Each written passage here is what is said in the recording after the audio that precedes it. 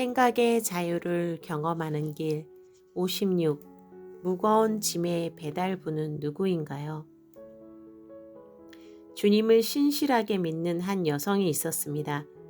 그녀는 불행하게도 젊은 나이에 남편을 잃었고 많은 아이들을 부양하여야 했습니다. 그녀는 몸도 약했고 마음도 약했고 살아가는 것이 너무나 힘들었습니다. 그녀는 자주 울었고 아이들은 엄마의 웃는 모습을 본 적이 없었습니다. 그녀의 얼굴은 항상 수심에 가득 차 있었던 것입니다. 어느 날 밤 그녀는 너무나 지쳤고 견딜 수 없이 슬펐습니다. 그녀는 엎드려서 울면서 기도했습니다. 주님, 사는 것이 너무 힘이 듭니다. 주님, 저의 짐이 너무 무겁고 견딜 수가 없습니다. 주님, 제발 저의 무거운 짐을 가져가 주시옵소서.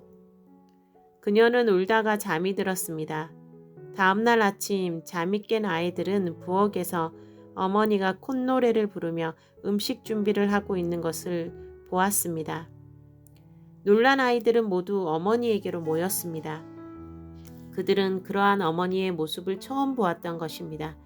그들은 어머니에게 이렇게 물었습니다. 엄마, 꿈에서 예수님을 만났어요? 그녀는 빙긋이 웃었습니다. 그래 얘들아, 너희들 말이 맞구나. 엄마는 꿈에서 예수님을 만났어. 그녀는 즐거운 표정으로 꿈 이야기를 시작했습니다. 그녀는 꿈속에서 어떤 넓은 광야 같은 길을 가고 있었습니다. 그 길에는 수많은 사람들이 길을 가고 있었습니다. 꿈속에 있는 그 광야의 길은 바로 이 세상의 인생길이며 그 길을 걷는 수많은 사람들은 이 인생의 바다를 항해하는 사람들이었습니다. 그런데 그녀가 사람들을 살펴보니 그들은 모두가 하나같이 무거운 짐들을 지고 걸어가고 있는 것이었습니다.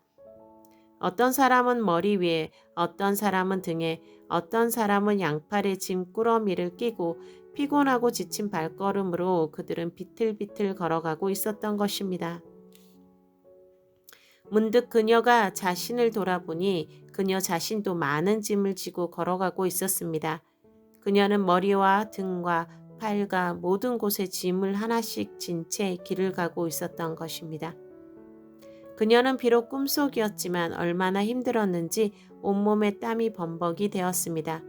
그런 가운데 그녀는 어떤 검은 그림자들이 그 길을 재빠른 걸음으로 돌아다니며 여기저기에 예쁘게 포장된 짐꾸러미를 던져놓는 것을 발견했습니다. 호기심으로 가까이 다가가서 그 짐꾸러미를 보니 너무 예쁘고 탐스러워서 도저히 그냥 두고 갈 수가 없었습니다. 그래서 그녀도 또 다시 짐이 늘어나게 되었고 그녀의 고통은 가중되었던 것입니다. 그렇게 힘들게 길을 가고 있는데 그녀는 뒤에서 무엇인가 어떤 소요가 일어나고 있는 것을 느꼈습니다. 사람들이 예수님이다, 예수님이다 하고 웅성거리며 말하는 소리를 들었던 것입니다. 예수님이라고? 그것은 진정 그녀에게 있어서 유일한 희망이요 안식의 길이었습니다. 그녀는 기쁨에 차서 뒤를 돌아보았습니다. 과연 저 멀리서 조용하고 온유한 빛 속에서 주님이 걸어오고 계셨습니다. 그녀의 가슴은 몹시 뛰었습니다. 그녀는 생각했습니다.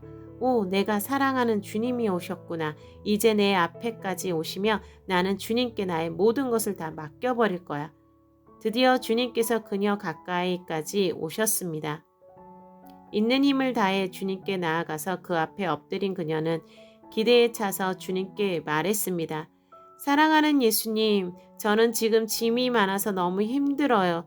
제발 제 짐을 가져가 주세요. 그러나 다음 순간 그녀는 자기의 길을 의심했습니다. 사랑하는 딸아, 나는 내 짐을 가져가지 않을 것이다. 놀라서 바라보는 그녀에게 주님께서는 그윽한 시선으로 바라보시면서 말씀하셨습니다. 딸아, 너의 짐은 내가 준 것이 아니다. 또한 내가 져야 하는 짐도 아니다.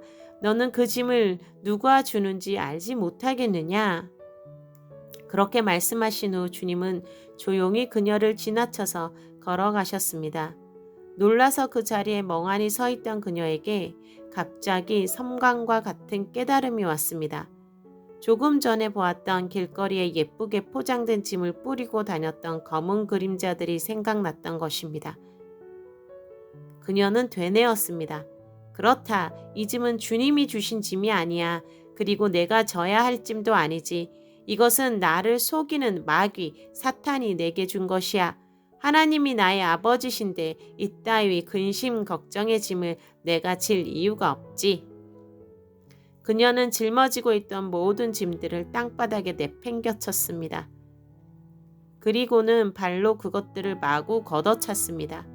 그리고 나서 가볍고 힘이 있는 걸음으로 걸어가기 시작했습니다. 그러다가 그녀는 꿈에서 깨어났던 것입니다. 그녀는 꿈 이야기를 마치고 아이들을 꼭 껴안으면서 말했습니다. 알았니? 얘들아, 마귀는 우리에게 근심, 두려움, 염려 등의 짐을 준단다. 그러나 그 짐은 우리가 질 필요가 없는 짐이란다. 왜냐하면 주님께서 이미 우리의 짐을 다 담당하셨고 우리와 함께 계시기 때문이지.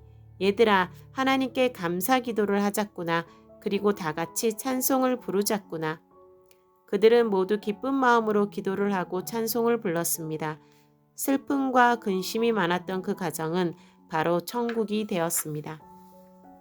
이것은 단순한 흘러 지나가는 꿈에 불과할까요? 아닙니다.